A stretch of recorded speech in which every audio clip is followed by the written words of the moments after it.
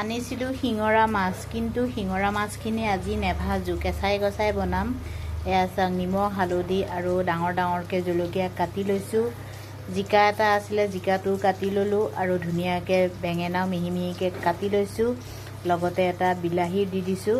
এয়া তলত সোমাই আছে শিঙৰা মাছখিনি। এয়া এতিয়া ধুনীয়াকৈ মছলাখিনি সানি ল'ম।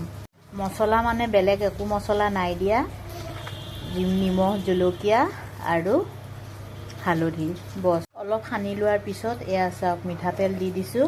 মিঠাতেল দি পেলাই আৰু অকণমান ধুনীয়াকৈ সানি ল'ম।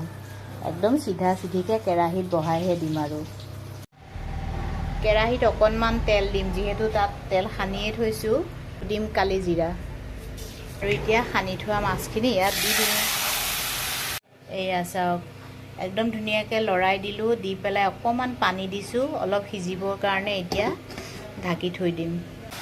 ৱাও, নিজে বনাই বনাই নিজে শলাগি থাকোঁ মই, জানেনে? চাওকচোন ইমান ধুনীয়া হৈছে।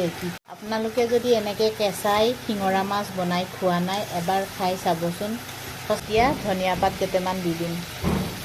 আগততো কেঁচা জলকীয়া দিছোঁ, তথাপি আৰু 2-3টা কেঁচা জলকীয়া দি দিছোঁ। খাবলৈ অকণমান বেছি জ্বলা জ্বলা হ'ব, ভাল লাগিব। নিজে বনাই বনাই যে মই নিজে শলাগি থাকোঁ। সঁচাকৈ গোন্ধটো ইমান ধুনীয়া হৈছে। এয়া চাওকচোন।